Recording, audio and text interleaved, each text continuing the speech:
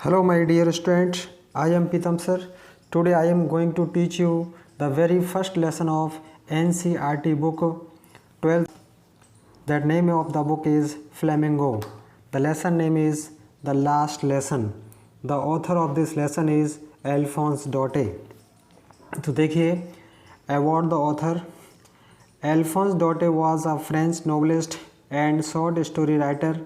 Alphons Daudet एक France के उपन्यासकार और लघु कहानी लिखने वाले लेखक थे. The last lesson is set in the days of France Persian war. इस लेसन को उस समय की कहानी का वर्णन किया है जबकि फ्रांस और पर्शिया में वार छिड़ गया था. और ये लड़ाई जो क्या है 1870 से 71 तक चली. In which France was defeated by Prussia led by Bismarck. तो बिस्मार्क की लीडरशिप में फ्रांस को हरा दिया गया. पर्शिया ने हराया उसे. Prussia then consisted of what now are the nation of Germany. Prussia जो क्या है वो जर्मनी का एक राष्ट्र था. Poland and part of Austria, जिसमें कुछ हिस्सा पोलैंड का और कुछ ऑस्ट्रिया का था. In this story the French district of Alsace and Lorraine have passed into Persian hand. इसमें फ्रांस के कुछ डिस्ट्रिक्ट जैसे कि अलास और लॉरेन वो पर्शिया के हाथों में चले गए. Read the story to find out what effect this had on last life at school.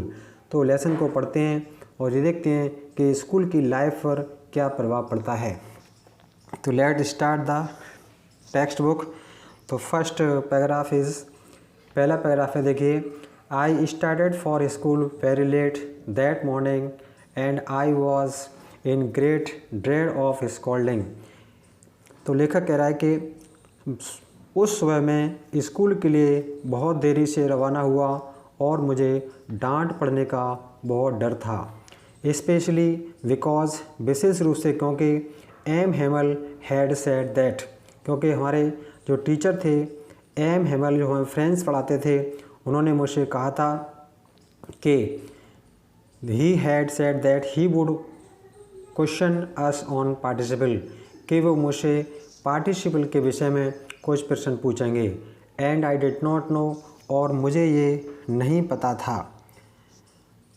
The first word of about them, यानी उसे उसके बारे में पहला शब्द तक नहीं पता था. फॉर अ मोमेंट, कुछ क्षण के लिए, I thought of running away, तो मैंने स्कूल से भागने का निश्चय कर लिया. And spending the day out of door, और घर से बाहर किसी जंगल में जाकर के हमारा दिन बिताने का निश्चय किया. इट वॉज सो वार्म, गर्मी बहुत थी. शो ब्राइट, धूप अच्छी तरह खुली हुई थी. द वर्ड्स वर चिरपिंग, चिड़िया चहचहा रही थी. At the edge of the woods, यानी जंगल के किनारे पर. वुड्स मीन्स जंगल, एज मीन्स किनारा, चिरपिंग माने चहचाना, तो चिड़िया चहचहा रही थी.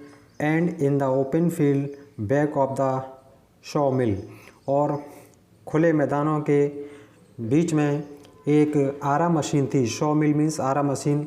The Prussian soldier were drilling, और वहाँ मैदान में पर्शिया के सैनिक अपनी परेड कर रहे थे. It was all much more tempting than the rule for participle, तो ये सब चीज़ें मुझे ज़्यादा लुभा रही थी ना कि पार्टिसिपल के नियम. यानी लेखक को पार्टिसिपल के नियम यानी पढ़ाई का हिस्सा बेकार लग रहा था. इसकी वजह वह बाहर घूमना ज़्यादा अच्छा पसंद था. But I had the strength to resist, लेकिन मेरे अंदर अपने आप को रोकने की पावर थी. रेसिस्ट मीन्स रोकना. And hurried off to school, लेकिन मैं स्कूल के लिए तेज़ी से चल पड़ा. अब देखिए paragraph number 2. When I passed the town hall, जब मैं सभागार के पास से गुजरा, टाउन हॉल से गुजरा, तो there was crowd in front of the bulletin board, तो वहाँ सूचना पट के सामने एक बहुत भीड़ थी. बुलेटिन बोर्ड माने सूचना पट. इन फ्रंट ऑफ मीन्स सामने. For the last 2 years all our bad news had come from there, क्योंकि हमारे पिछले 2 वर्ष से हमारे सारे बुरे समाचार यहीं से आए थे. जैसे कौन कौन से हमारे बुरे समाचार थे, जैसे लॉस्ट बैटल, हारे हुए युद्धों के समाचार.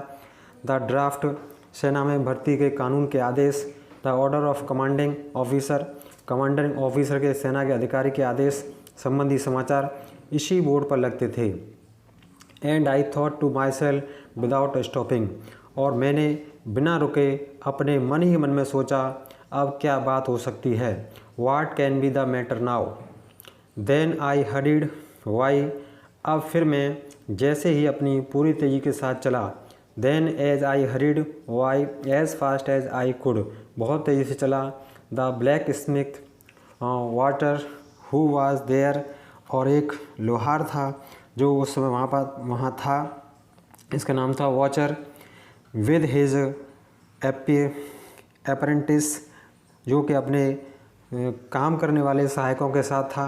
रीडिंग द बुलेटिन, जो कि समाचार बोर्ड पर समाचार पढ़ रहा था। कॉल्ड आफ्टर मी, और उसने मुझे पीछे से बुलाया। डोंट गो सो फास्ट बब, बब मीन्स बच्चा, हे बच्चे इतनी तेज़ मत जाइए, you will get to your school in plenty of time, क्योंकि तुम्हें अभी स्कूल पहुंचने में बहुत सारा समय है। पैराग्राफ नंबर 3 देखिए। I thought he was making fun of me, तो मैंने सोचा शायद वह मेरा मजाक उड़ा रहा था। And reached M Hamel little garden all out of breath, out of breath में हाँफता हुआ, तो मैं बुरी तरह हाँफता हुआ एम हेमल के छोटे बगीचे में पहुंचा। और जो उनका टीचर था एम हेमल, उसका जो बगीचा था वो स्कूल कंपाउंड में ही था, उसको पार करते हुए पहुंचा। अनयूजल व्हेन स्कूल बिगेन, आमतौर पर जब स्कूल शुरू होता था, when school there was a great bustle, तो काफ़ी अफरा तफरी या शोरगोल होता था। Which could be heard out in the street, जिसे बाहर गली में सुना जा सकता था। The opening and closing of desk, क्योंकि शोर किसका होता था, मेज़ों का खोला जाना और बंद किया जाना, तथा बेहतर समझने के लिए कानों पर हाथ रख करके संवेद स्वर में पाठों को जोर जोर से दोहराना, और अध्यापक के विशाल पैमाने पर मेज़ से टकराना, परंतु अब सब कुछ इतना शांत था। यानी क्योंकि शोर किसका होता था, डेस्कों के खोलने का, बंद करने का, लेसन रिपीटेड बाय इन यूनिशन, और विद्यार्थी जो कि पाठों को रिपीट करते थे वेरी लाउड, बहुत जोर जोर से, with our hands and our ears, और उनको बंद करने के लिए कान बंद करता था। Understand better and the teacher great ruler rapping on the table, और टीचर जो क्या है, बच्चों को शांत करने के लिए अपना जो डंडा होता था, पैमाना फुटा, उसे मेज़ पर जोर जोर से मारता था। But now it was all so still, लेकिन अब सब कुछ शांत था। I had counted on the commission of get to my desk without being seen, मुझे भरोसा था कि हो हल्ला के बीच में बिना किसी को दिखाई पड़े अपनी मेज़ तक पहुंच जाऊंगा। But of course that day everything had to be quite as Sunday morning, लेकिन अब सब कुछ इतना शांत था जैसे कि मानो के रविवार की छुट्टी हो, छुट्टी जितना शांत होता। थ्रू द विंडो, खिड़की से होकर के, आई सॉ माई क्लासमेट्स, मैंने अपने सहपाठियों को देखा, क्लास के दोस्तों को देखा। ऑलरेडी इन देयर पैलेसेस, क्योंकि वे सभी अपने स्थान पर बैठे हुए थे, अपना स्थान ग्रहण कर चुके थे। M Hamel walking up down, M Hamel कभी अपने डंडे को बगल में दबाए हुए इधर उधर घूम रहे थे। With his terrible iron ruler under his arm, iron ruler माने लोहे का डंडा फुटा या स्केल कहते हैं उसे, वो अपनी कांख में लगा करके उसे इधर उधर घूम रहे थे। I had to open the door, मुझे दरवाज़ा खोलना था या खोल go in before every day body, और मुझे हर किसी के सामने जाना पड़ा। यू कैन इमेजिन, आप ये कल्पना कर सकते हो, how I blessed and now how frightened I was, क्योंकि आप कल्पना कर सकते हो कि मैं कितना डरा हुआ था और कितना भयभीत था। देखिए paragraph number 4, but nothing happen, लेकिन कुछ नहीं हुआ। और ma'am M Hamel saw me M Hamel ने मुझे देखा, सेड वेरी काइंडली, और उन्होंने मुझे बड़ी दयालुता से कहा, go to your place quickly little Franz. हे लिटिल फ्रेंजे, आप अपनी जगह पर जल्दी से बैठ जाओ। We were beginning without you, हम तुम्हारे बिना ही शुरू करने वाले थे। I jumped over the bench, मैं बेंच पर कूद कर अपनी डेस्क पर बैठ गया। Sat down at my desk, not till then, और तब तक मैंने नहीं देखा। When I had got a little over my fright, तब हमारे अध्यापक ने देखा fright did I she that our teacher had on his beautiful green coat, कि हमारे टीचर ने एक सुंदर हरा कोट पहने हुए था। हिज फ्रिल्ड शर्ट, और उनकी शर्ट में नीचे झालर थी, फ्रिल्ड में झालर, and the little black silk cap, और उनकी टोपी थी वो सिल्क की थी। Did I see that our teacher had on his beautiful green coat cap, और ऑल एम्ब्रॉयडर्ड, और उनके नीचे कढ़ाई हो रही थी। That he never wore except on inspection and prize day, और वे इन कपड़ों को जब ही पहनते थे जब कोई निरीक्षण होता था स्कूल में या प्राइज़ बांटने का अवसर होता था। Beside the whole school seem so strange and solemn, क्योंकि उस समय पूरा स्कूल विचित्र लग रहा था और गंभीर लग रहा था। What the thing that surprise me, लेकिन एक चीज़ मुझे आश्चर्यचकित करती थी। The most was to see, और वो थी to see the on the black benches, कि वे काली benches that were always empty, जो हमेशा खाली हुआ करती थीं। The village people sitting quietly like our self, गाँव के लोग हमारी तरह से उन पर बैठे हुए थे। ओल्ड हॉशर, एक बूढ़ा हॉशर, विद हिज 3 कॉर्नर्ड हैट, जो कि अपने 3 कोने की टोपी के साथ बैठा था। द फॉर्मर मेयर, और पुराना मेयर था। द फॉर्मर पोस्टमास्टर, और रिटायर हुए postmaster, and several other besides, इसके अतिरिक्त और बहुत सारे व्यक्ति थे। एवरीबडी लुक्ड सैड, सभी लोग दुखी दिखाई पड़ रहे थे। And Hauser had broad and old primer, और हॉसर के हाथ में एक पुरानी बच्चों की किताब थी। प्राइमर मीन्स बच्चों की पुरानी किताब, जिसे बाल पोथी कहते हैं। थम्ब्ड एट द एज, और उसके जो पन्ने थे किनारे किताब के, अंगूठे का निशान लग लग के बार बार वो बेकार हो चुके थे। And he held it open on his knees, और उसने उन्हें अपने घुटने पर रख कर के खोला। With his great spectacled lying across his the pages, और उसका जो चश्मा था पुराना वो पेजों के बीच में पड़ा। अब देखिए नेक्स्ट हमारा जो पैराग्राफ है वो है 5th number paragraph. When I was wondering about it all, जब मैं इन सब पर विचार कर ही रहा था, यानी जब मैं इन सब चीज़ों पर विचार कर ही रहा था, M Hamel mounted a chair, तो एम हेमल अपनी कुर्सी पर बैठ गए। In the same grave and gentle tone with he had use to me, और उसी गंभीर और विनम्र अंदाज में जिसका प्रयोग उन्होंने मेरे लिए किया था, और बोले, my children this is the last lesson, यानी मेरे प्रिय बच्चों यह मेरा अंतिम पाठ है। आई शैल गिव यू, और मैं जो तुम्हें पढ़ाऊँगा। The order has come from Berlin, और बर्लिन से ये ऑर्डर आ चुका है। To teach only German in the schools of Alsace and Lorraine, कि अल्लास और लॉरिन के क्षेत्रों में केवल जर्मन पढ़ाई जाए। यानी ये अल्लास और लॉरिन जो क्या पहले फ्रांस का क्षेत्र हुआ करते थे, लेकिन जर्मन ने आक्रमण करके इनको अपने अधिकार में ले लिया था। अब ये जर्मन के हैं तो वहाँ टीचर पढ़ाने वाले जर्मन पढ़ाई जाएंगी, और फ्रेंच पढ़ाने से वहाँ मना कर दिया। Then new master come tomorrow, और तुम्हारा जो नया टीचर है जर्मन पढ़ाने के लिए वो कल आएगा। This is the last French lesson, ये आपका आखिरी फ्रेंच भाषा का पाठ है। I want you to be very attentive, और मैं चाहता हूँ कि आप एकाग्र रहें और ध्यान से इस पाठ को पढ़ें। What a thunder clap these word were to me, ये शब्द किसी बिजली की गड़गड़ाहट की तरह थे। थंडर क्लैप माने गड़गड़ाहट की तरह थे। Oh the wretch that was what they had put up the town hall. तभी हमने देखा हाय, रेच माने हाय। अब आगे लोग सभागार पर उन्होंने यही लगा दिया था। फ्रेंच भाषा का मेरा अंतिम पाठ है माई लास्ट लेसन, और ये मेरा बिल्कुल अंतिम पाठ है।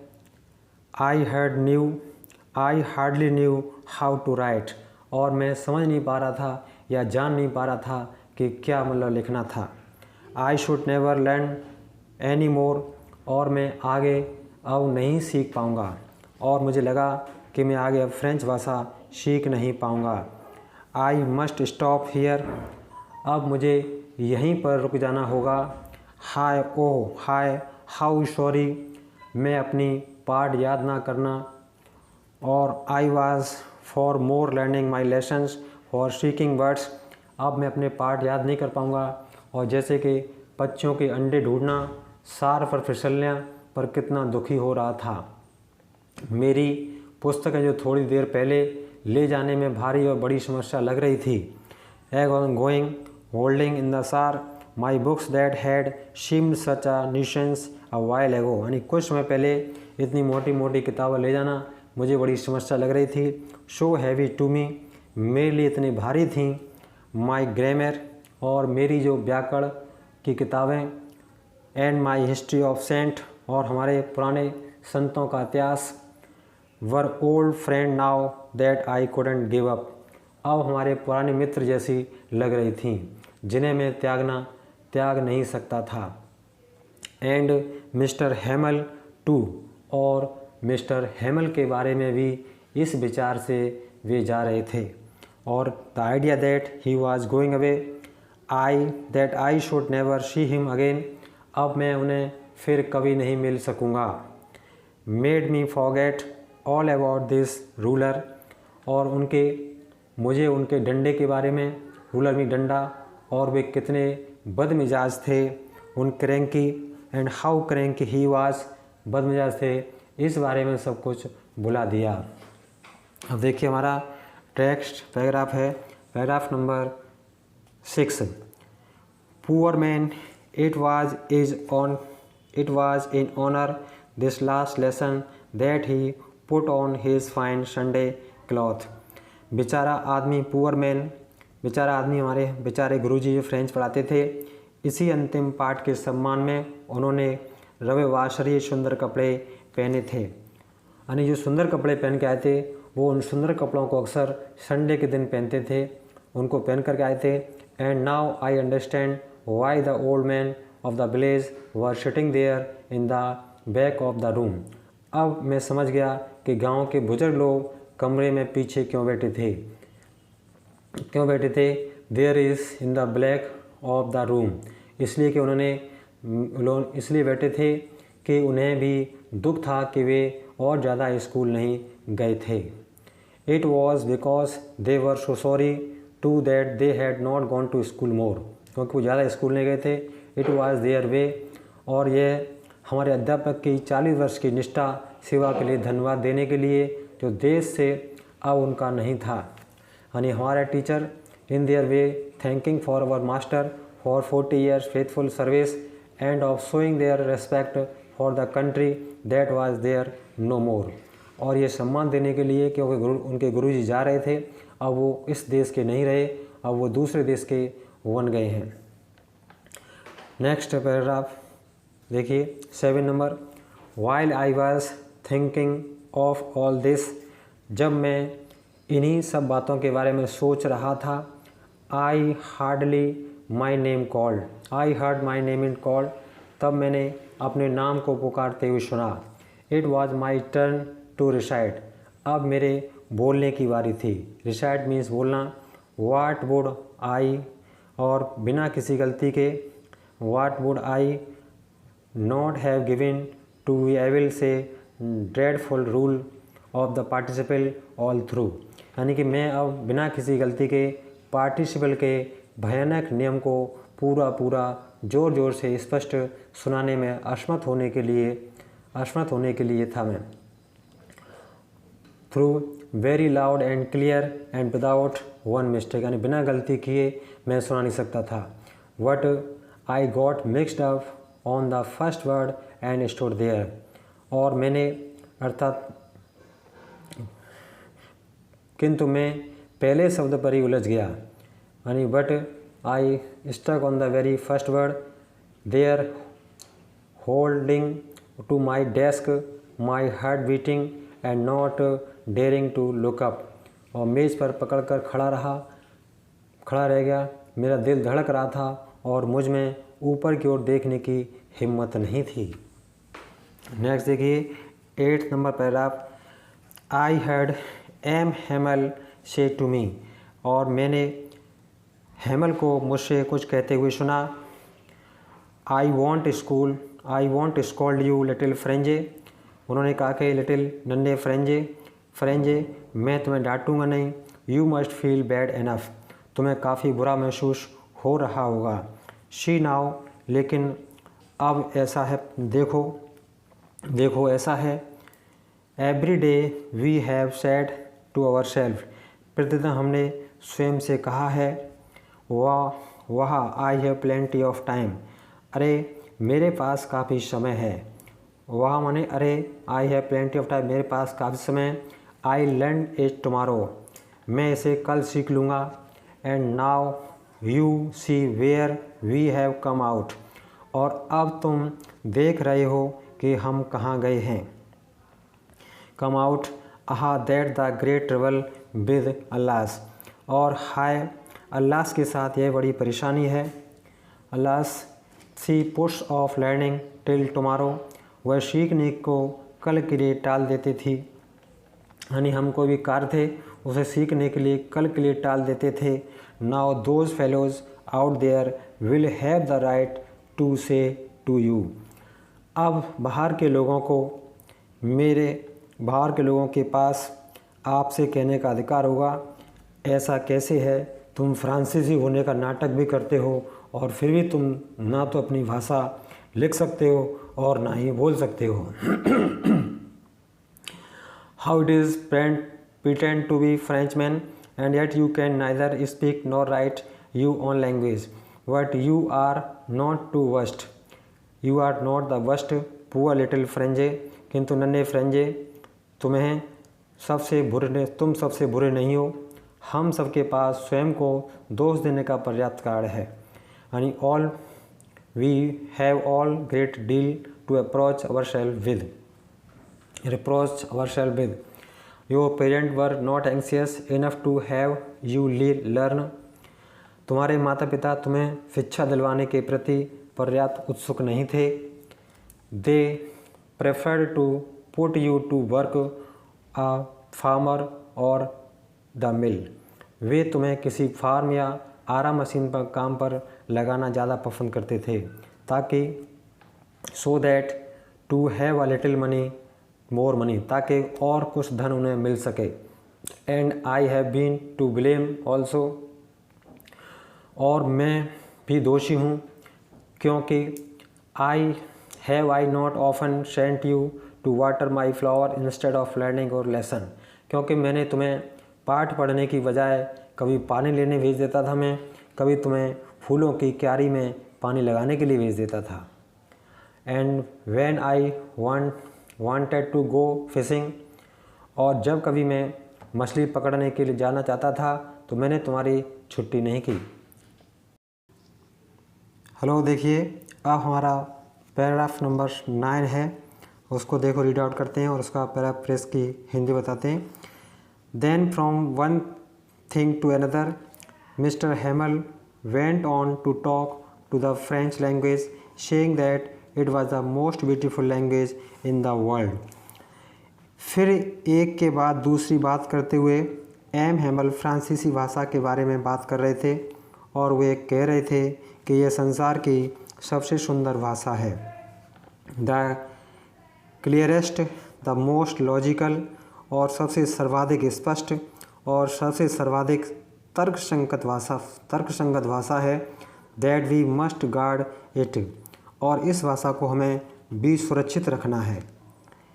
एमोंग अस अपने बीच में सुरक्षित रखना है, एंड नेवर फॉरगेट इट और उसे कभी नहीं भूलना है, क्योंकि because when a people are enslaved, क्योंकि जब किसी देश के लोग गुलाम होते हैं, एनस्लेव माने गुलाम हो जाना, as long as they hold fast to their language, तब तक वे अपनी भाषा से मजबूती में बंधे रहते हैं। और तो और as language it is that it the key to their prison, और तो और यह भाषा उनको कभी नहीं भूलनी चाहिए, क्योंकि जब तक किसी देश के लोग ऐसा माना जाता है कि मानो उनकी जेल की चाबी उनके पास है, और ऐसा लगता है कि मानो ये जेल की चाबी है और उनके पास है। Then he open a grammar and read us our lesson, फिर उन्होंने व्याकरण की एक किताब खोली और हमारा पाठ हमें खोल करके सुनाया।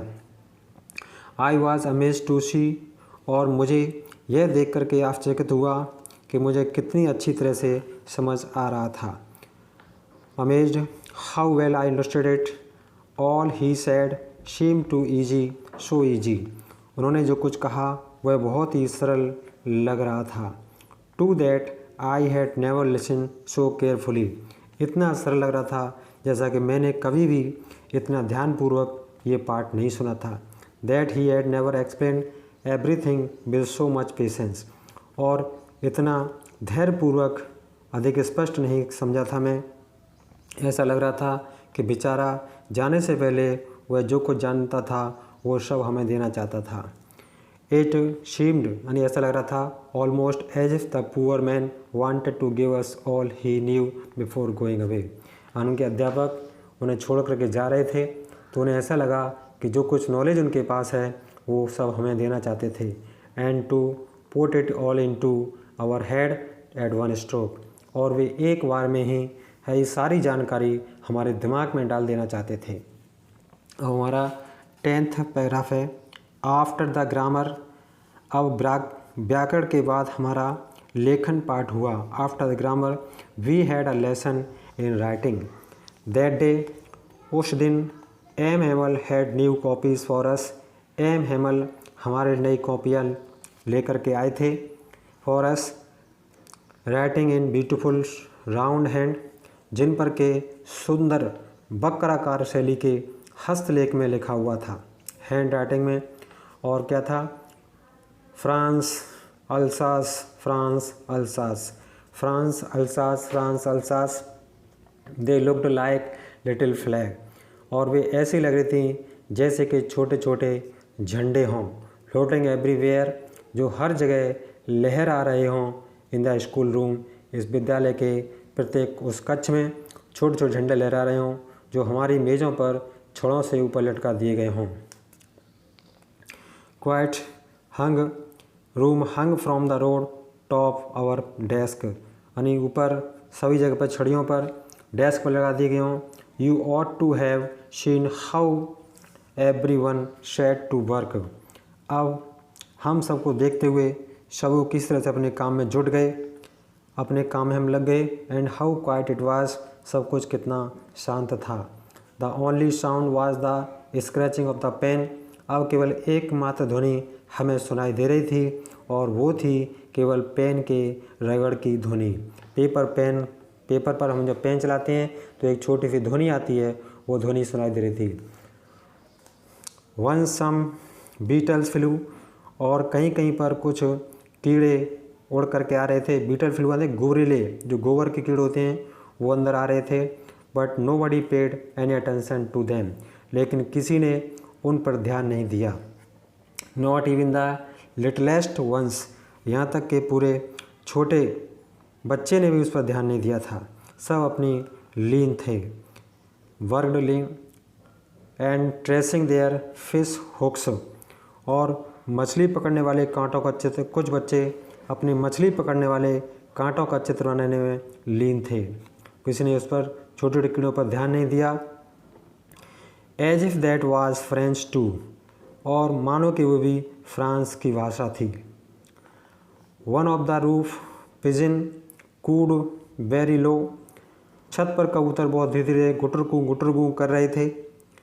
आई थॉट टू माई सेल्फ, मैंने अपने मन में सोचा, will they make them sign in German even the pigeon, क्या वे इन्हें भी जर्मन भाषा में गाने के लिए मजबूर करेंगे। यानी मैंने अपने मन में सोचा, क्या ये लोग कबूतरों को भी जर्मन भाषा में गाने के लिए मजबूर करेंगे।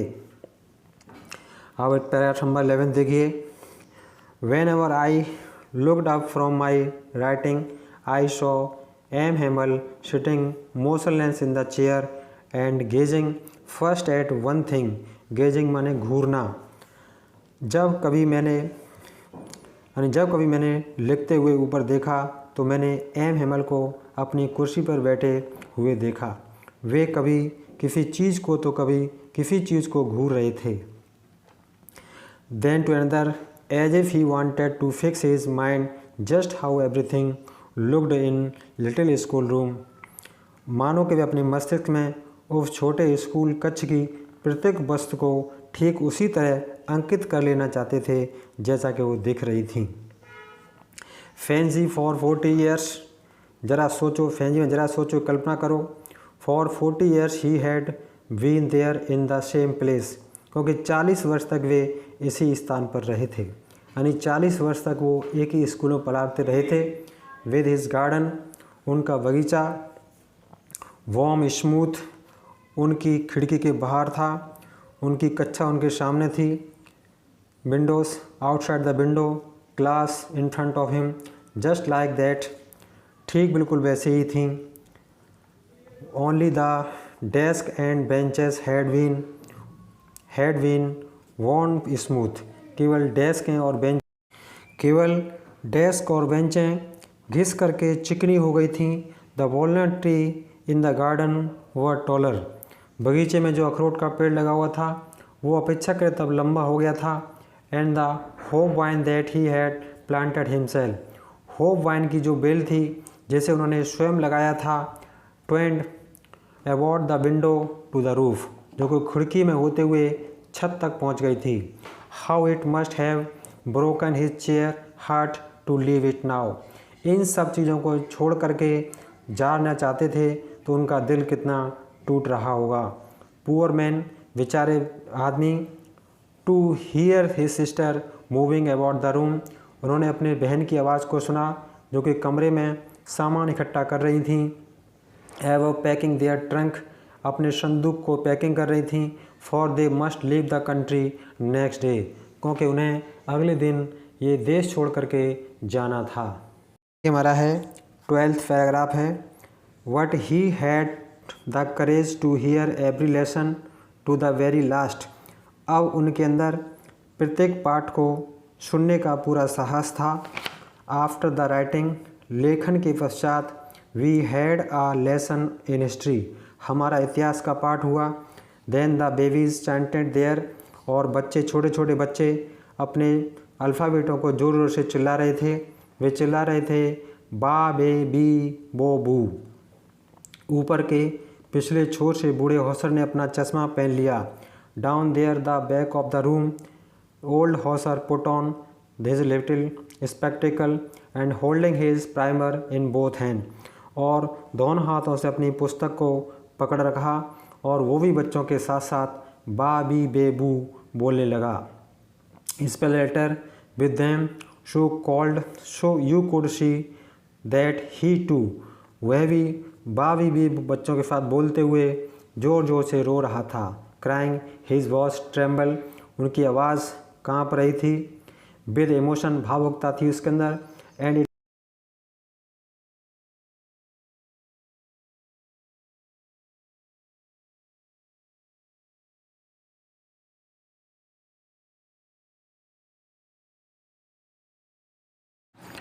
It was so funny to hear him that we all wanted to laugh and cry। ये इतना हास्यप्रद था कि हम हंसना भी चाहते थे और रोना भी चाहते थे। आहा, हाउ वेल आई रिमेंबर, मुझे ये कितनी अच्छी तरह याद है। इट दैट लास्ट लेसन, यह है उनका अंतिम पाठ। All at once the church clock struck 12, ठीक उस समय चर्च की घड़ी ने 12 बजाए। देन द एंजलस, फिर हमारी जो एंजलस प्रार्थना का वक्त हो गया। At the same moment, the trumpet of the old the Persian returning from drill.